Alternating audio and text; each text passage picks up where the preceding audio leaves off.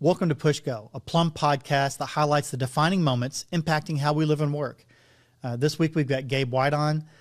Gabe's got 20 years in the CPG world, a ton of time at SachiX and Mars, the agency. Can't wait for you to hear his story of really progressing through his career and how these moments within his personal life and his family impacted how he looked at work, what that really meant to him from a career standpoint, and how he navigated those times. You're going to love his story. Gabe is also a fantastic father and a husband, lives here locally, good friend of mine, so can't wait for you to hear from Gabe.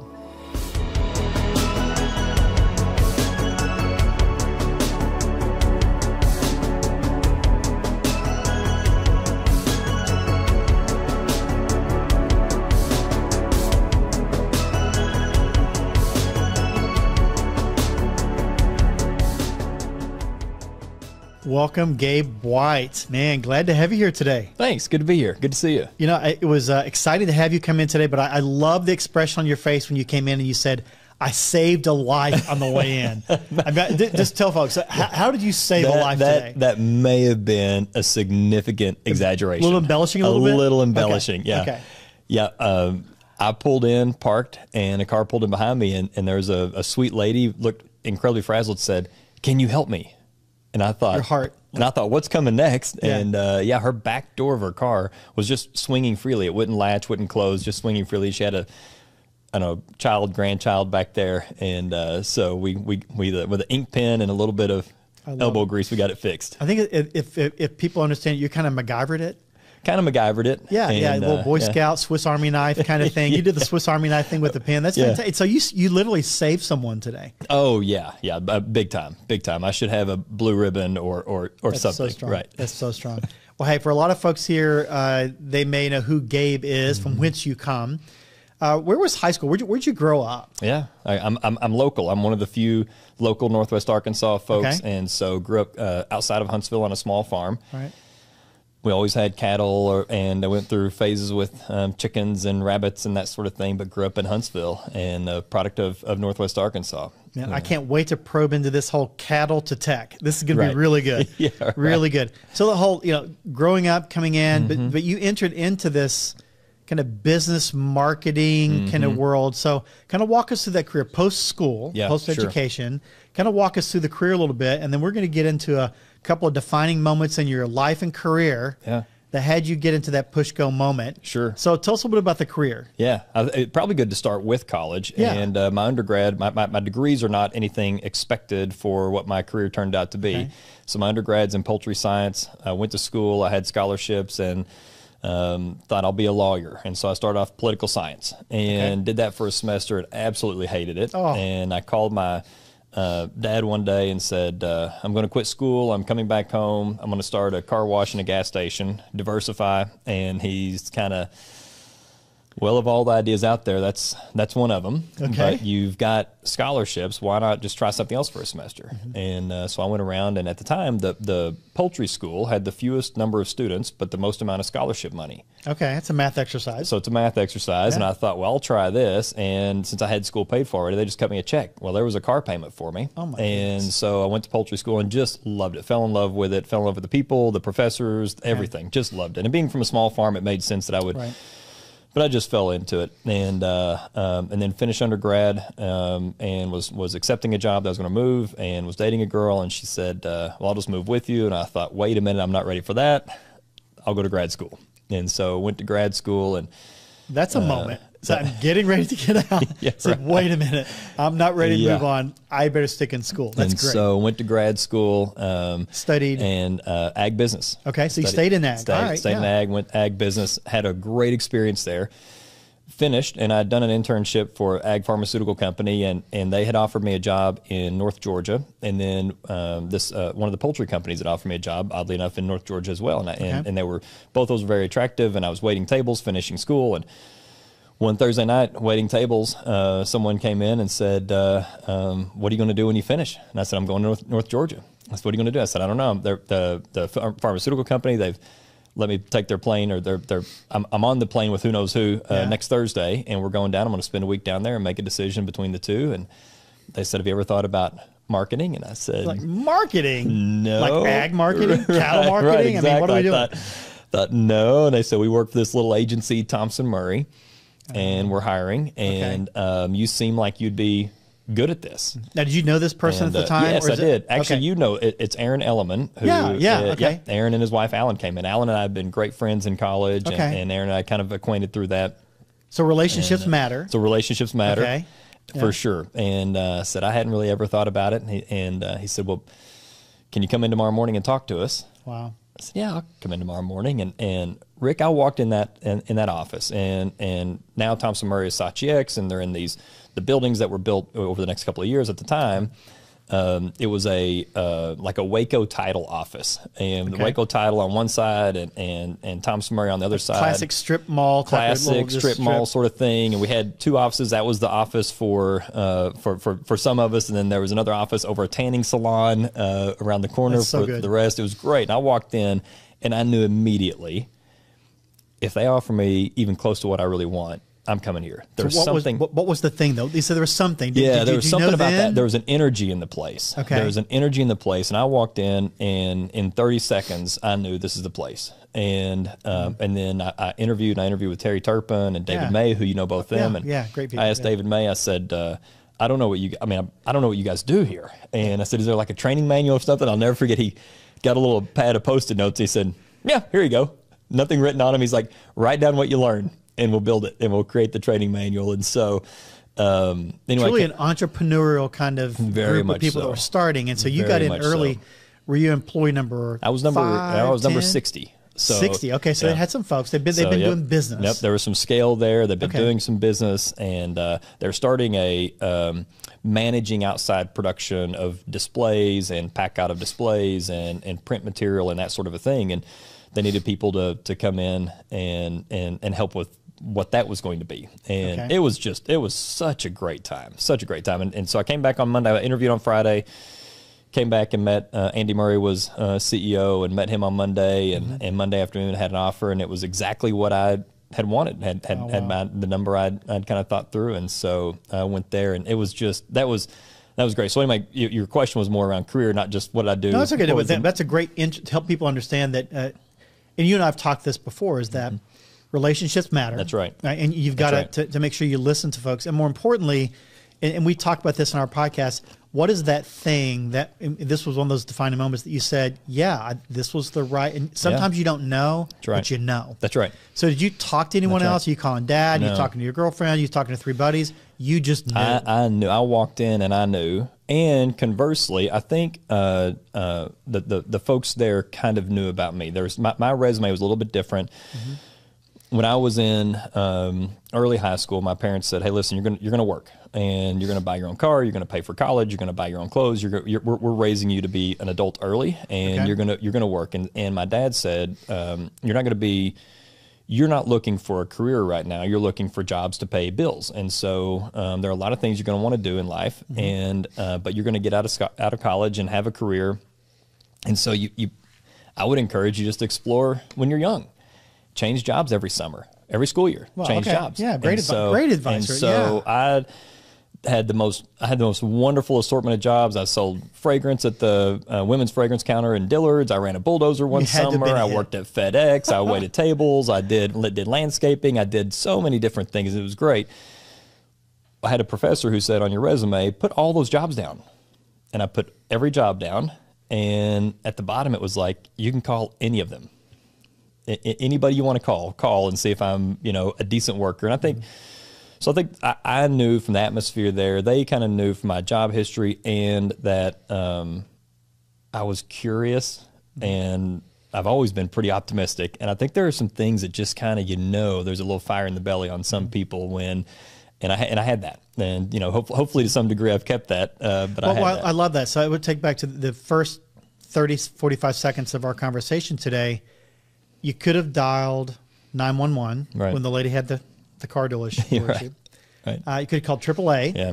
Could have asked you through, and you thought, I've got an ink pen. I kind of think I might figure this out.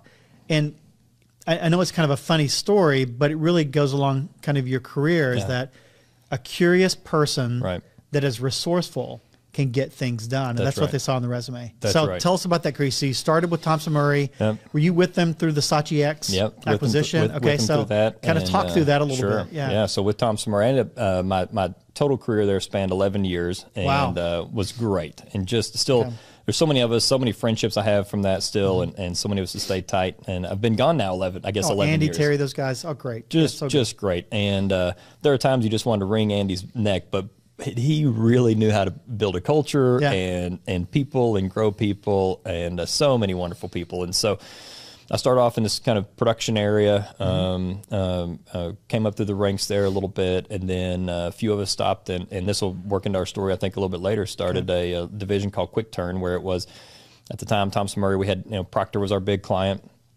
and there was this opportunity to do some of these maybe smaller projects, one-offs, instead of longer retainer-based relationships. And so we started Quick Turn up here, then the Saatchi purchase, and then I ended up getting into the account side, really grace of God sort of a thing. I just happened to have some ideas around Walmart, and they said, well, why don't you be the account person? Just like that. Just like that. And I walked into my first Walmart meeting, and they said, this kid's way too young to be able to be an account person. And I sat there thinking, I really am. And anyway, we had a great run there. Ended up running new business in North America and a book of business, and just had couldn't say enough good things about the organization. So at this stage in your career, you're saying, all right, Saatchi, obviously, global company, top 2 or 3, marketing firms, agencies in the world. You can see a long-term career, and growing up kind of in the age that you were at that time where you came from, you could see a 30, 40-year career. So you're like, I'm going to stay there forever. That's right. But I know the story doesn't quite end that way. Right. So kind of walk us through that moment where you had another relationship that said maybe Saatchi isn't your long-term career. Walk us through that. Yeah, I was running new business for Saatchi, and really the impetus was after the 2008 financial crisis, and of course one of the first things to get cut is marketing budgets, and so those are crazy days. That's right. Yes. And Publicis, who owned Saatchi, went on a hiring freeze, and you work through a retainer relationship with a new client, and you have a team that's sorted out already, and they're buying this creative person, that creative person, et cetera, et cetera. And you already have a plan around which are going to come from the inside the agency and which are new hires. And so we signed a contract, and we'd worked through all that. And I went to Andy had moved on, and went to the CEO at the time and said, hey, we've got this contract signed. And they said, great. And I said, they want to start, as negotiated, and let's start pulling the team. And they said, well, we can't really pull people because they're all busy. We can't staff it. Okay. We have a hiring freeze. I said, it's no problem. We'll call Paris. We've done this before. We'll call Paris and say, we've got this incremental revenue. So we can add incremental headcount. And they said, I don't know that I feel good about doing that. Wow. And I thought, and you have a signed agreement right there. Signed agreement on the desk right there. And it was just one of those moments. And it was like, you know what? If we're not going to staff new business, and I'm responsible for new business, I'm not sure there's a role here for me. Okay. Oh yeah, we're going to, well, and that was really I didn't turn in a resignation at that exact moment, but that was the conversation that started, like, where are we really going, and is there a career here? And a lot of people face that. There are these things that are happening around you, and you're smart enough to know something's not right, but are you willing to take the risk? Are you willing to wait? That's right. So you're in this stage of waiting and figuring things out. Yeah. Okay. And I would tell people a lot. They would come in and say, come into my office. We'd have a discussion of and they would be just so stressed and worked up over, feedback they'd gotten from a client or from a boss. And I'd say, listen, here's the deal. No one works anywhere forever. Either they die, or the company dies, or they quit, or the company quits them. Like, one of 4 things will happen to all of us in due time. So it's really, leaving shouldn't be a thing that causes a lot of anxiety. It should be something that should be discussed very openly. And here's kind of where I see the trajectory of life happening. Where do you see the trajectory of life and career happening? Let's have a real conversation about it. And love that, though. That whole relationship piece, and we talk about it often at Field Agent, is that if you can have a relationship and can help someone go to something, that's so much better than not having the relationship, and therefore something happens pretty quick. So you're having great relationships with folks. Everyone's thinking, I mean, it's obvious, everyone's thinking the same thing. Yeah. Having these relationships. And it allows an appropriate and responsible wind down. I think I gave my resignation in, I think it was June, if I remember right. Yeah. And I still had some things, and I said, I said, I'm going to leave. Here are the things I think I should finish up. But I was going to a competitor, not competing clients, but a competitor, and said, so if you want to walk me out right now, that's yep. You know, I understand that, but I think I should finish these things up. I ended up staying through September or into early September.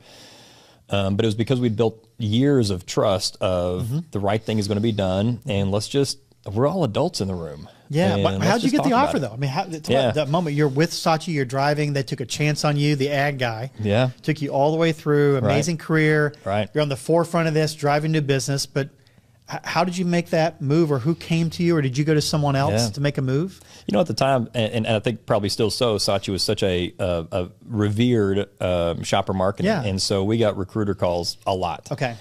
And it turned out that I got a call from a recruiter and a couple of other folks at Saatchi that I just really enjoyed. We're talking with the same recruiter and for different roles within an agency. And so I had the opportunity to go to another agency really through a recruiter and through the relationships with these other Saatchi folks of let's go do this thing. And we were all very, very different businesses, very, very different.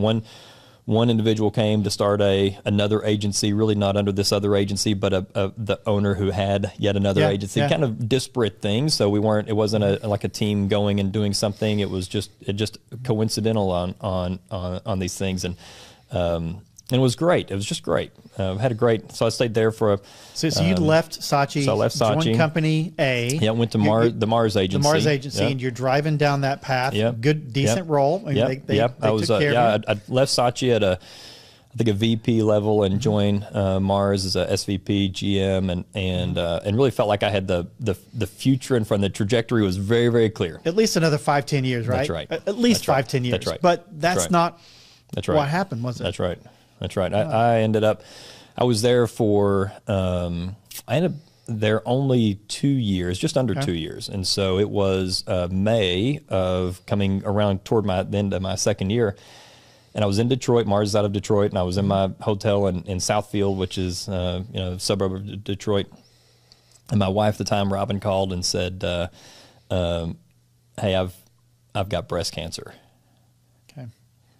That was the phone call. And that was the phone call. And I said, so I called the Mars agency, Ken Barnett, Rob Ravenberg. I just cannot say enough good about them. They're just amazing folks. And I called and said, hey, here's what's going on. They said, can you get on a flight tonight? Well, there were no flights. I got on the first one in the morning, went home. And the next, couple of weeks was literally every day in a different doctor's office. And through that, I called Ken one day and I said, all right, Ken. And Ken checked on me every day. Yeah. Amazing human. And I said, Ken, I'm going to have to leave. And he said, why? And I said, well, my job's on the road and I travel and got these offices that I oversee and all this. And he said, well, haven't you told me that this process is only about an 18-month process? At the time, it was, you got a 98% survival rate. Right. And he said, isn't it just about a year, 18 months? I said, yeah. And he said, we'll just carry you for that long. Do whatever you need to do. Crazy. We'll carry you. Don't worry about it. That is how Ken is. Yeah. Ken, I can't do that. I just can't do that. And he said, no, don't worry about it. We'll carry it. And I ended up leaving. And before I left, Ken called and said, all right, what are you going to do for insurance? I said, I'm not sure. He said, well, what if we work this and this and this so you can stay on our insurance for a little while? I mean, he's just so good. Oh, so good. Just can't say enough good about him. Anyway, so I left there, I think November, and I think Robin had been just through her first rounds of chemo, and really with the whole reason for leaving was I've got to get off the road. I've got to get off the road. Right. I've got to do something, and it was pretty intense in doctor's visits and all that, and I wanted to be there for that, and so and it was really probably one of the first times I had chosen family over career. So let's talk about that defining moment. Again, we all face it. Doesn't matter whether you're talking about family at home, your mom and dad, you got a brother and sister, a spouse, child, whatever it may be. That defining moment forced you to make a call. That's right.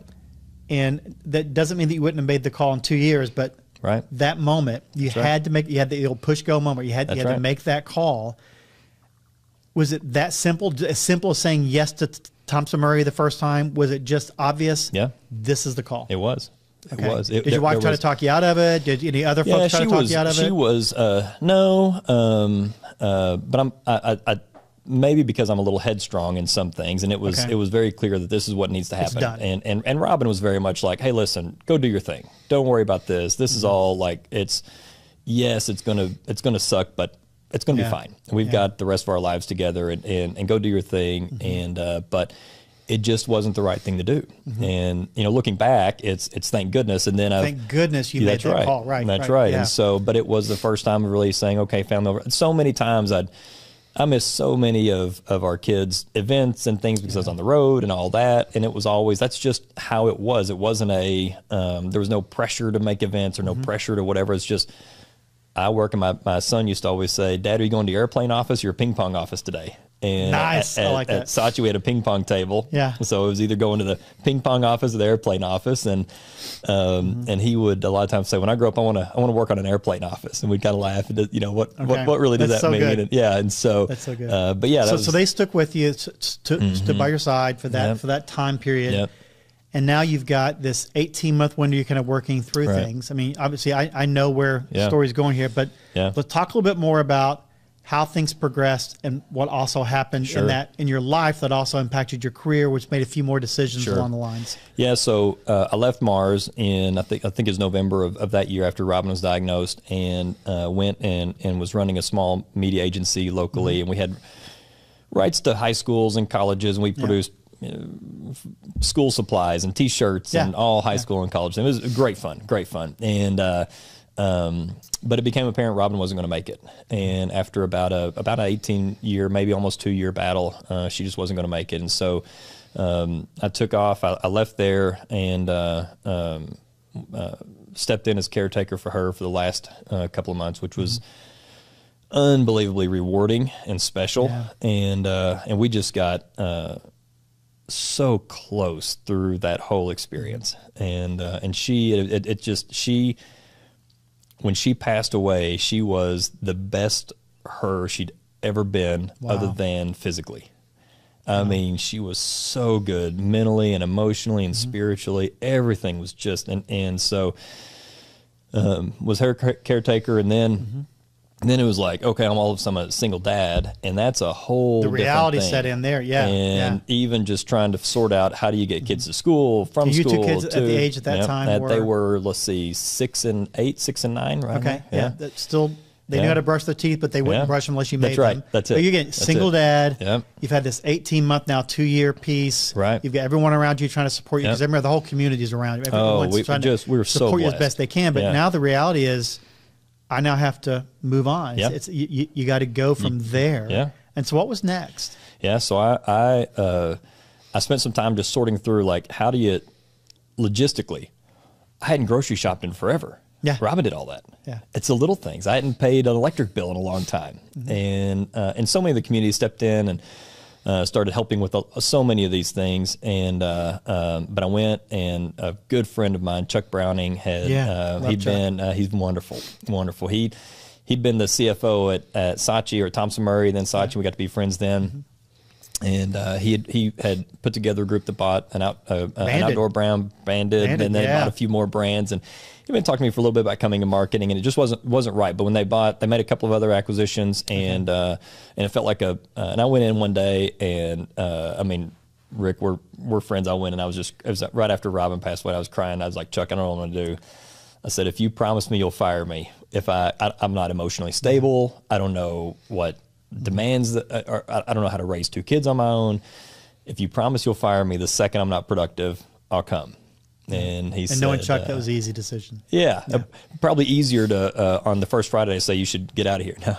But it was, so I was there, and had just a great time. Different industry. One of the things I appreciate about that industry is at Saatchi and Mars and everywhere else, we had really tight contracts. You go to do a thing, whether it's buy a ream of paper, and it seems like you have to have a long contract for it. So we get there, and Chuck is in China with a couple other guys, and they call us, hey, what if we give away a truck and a boat? Like, how do you do that? And I was like, well, yeah, we should do that. And so phone calls start happening, and they had talked to, we had to deal with Crane that did a bandit edition truck and called War Eagle boats and Benelli shotguns and all these people. And hey, do you guys want to participate in this and donate whatever the truck, the boat, the motor, all these things and everything? Yeah, sure, we're in.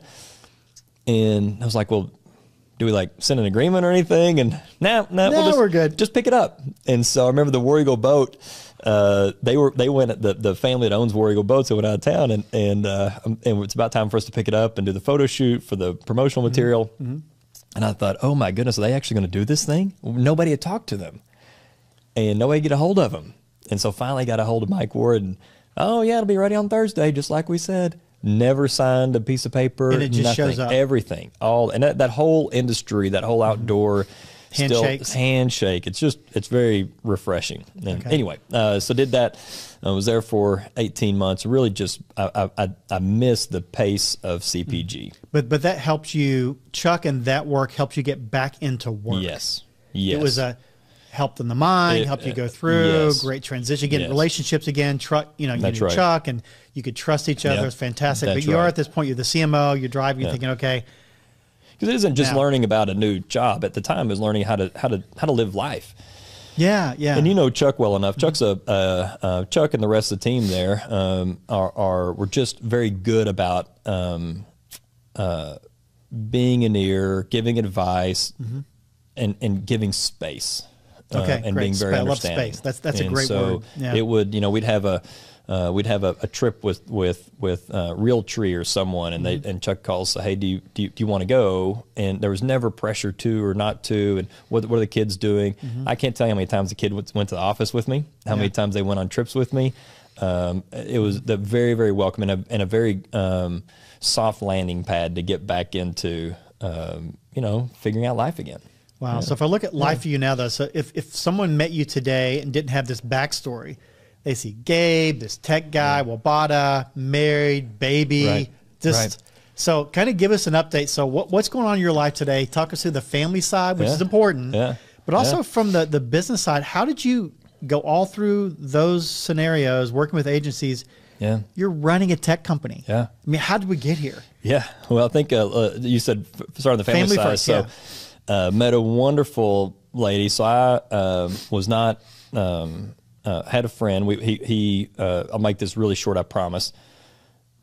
I met a guy, could not remember his name, and but I had a bandit hat on. He said, do you like to hunt? I said, yes, I love to hunt. Yeah. John David Blagg, who you know. Another great awesome human being. Awesome great human being. He said, do you have any kids? Yeah, I've got a son. You guys want to go hunting with us sometime? I said, yeah, sure. Well, I'm thinking like duck hunting at locally here at the lake, whatever. Falco, man. So one day he calls me and he's like, this is John. I'm sitting there thinking, who's this again? And he said, do you and your son still want to hunt? I said, yeah, sure. And he said, meet me in Carlisle Thursday. What? He said, yeah, we'll come back Sunday. So I went home. I'm like, all right, Eli, here's the deal. Do you want to go? I think it's like a father-son sort of thing. To go. Yeah. And he's like, yeah, I want to go. We go down there. Eli's the only kid.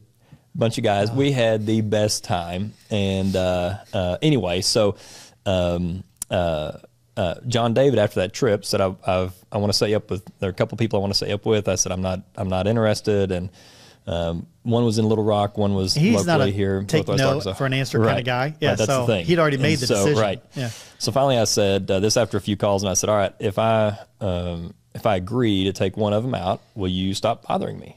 And he said, yeah, sure. So I said, well, I'm going to Nashville for whatever, and give me the phone number from one in Little Rock. He's like, just give you the number like that? Yeah, give me the number. I'll just call her up. So he did. Called her up, and we're now married and have a 1-year-old, just over 1-year-old. Just like that. A little bit of duck hunting. Just like that. And wow. She's wonderful, does a great job, and we're just, I've been married almost 3 years now. Where does the time go? I know, it's crazy. Yeah. And so that family, that's that. And then Wabata, I love this world of e-com. I miss CPG. I miss the pace of CPG. I missed food, club, mass drug, all of that. That's where I cut my teeth. And that's your sweet spot. You realize that was really a sweet spot for you. Yeah, I just really like it, and which is kind of weird, but I just like it. And so But this whole world of e-com was coming around, and I worked in Walmart stores when I was 16, 17, when they were just launching or trying to determine if they're going to launch super centers. And we used to get a lot of exec visits, and they would say, all right, this food thing's the dumbest thing, or it's the smartest thing. Right. It's dumb because there's no margin, the spoilage, all this stuff, or But it's everyone smart needs because milk and bananas, so why not put it on there? 10 years later, we're at the year beginning meetings and all this, and all they're talking about is how do we get people to cross the aisle? Everyone shops us for grocery, but not anything else. How do we get them to cross the aisle from grocery everywhere else? And then e-com comes around, and they decide, let's do this OGP, this curbside pickup, this food through e-com, curbside pickup. And it's, again, half the people are saying this is the dumbest thing. There's no margin. We have to staff people to pick the shelves, all this stuff. But you could just see this happening again, this pattern happening again, where it's like, wait a minute, who wants to go through the store to get a gallon of milk? Right. Not me. Right. You know, there are things you want to shop for, but then there are the needs, and I'd rather just get the needs, put in my trunk, or So that felt like a real opportunity, and having run e-com or e-com report up to me at Banded, the data isn't there for in the same way to run your business, your e-com business through brick and mortar retailers it is if you have your own e-com site. And so I recognize there's an opportunity to start providing some of that data and some of those services to help people grow their business, and even to understand, how's my business doing on Walmart, Target, Kroger, et cetera, and then how do we actually go and grow that, based on what that performance is.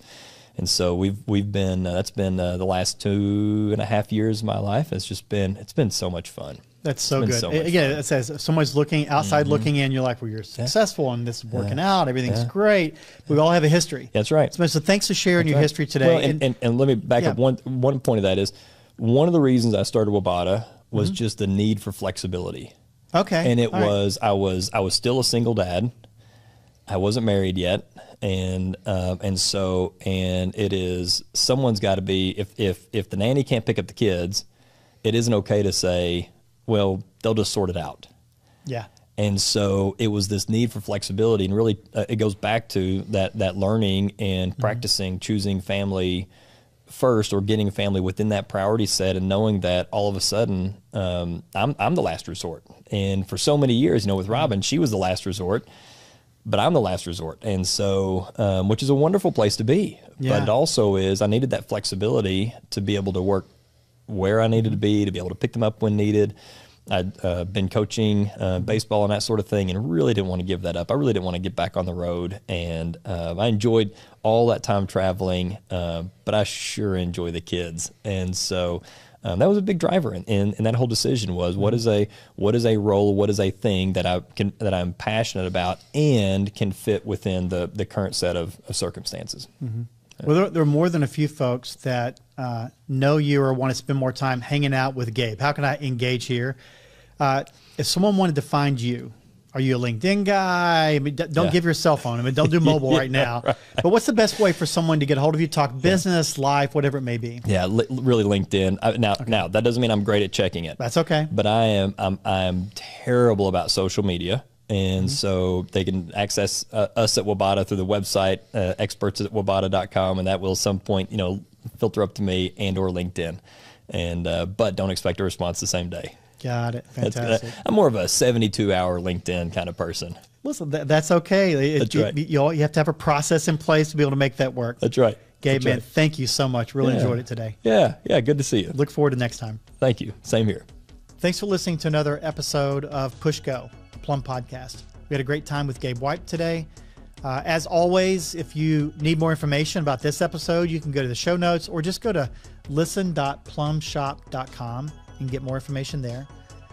Make sure you leave a review, subscribe, tell your friends. Really important to us. And until next time, have a great week.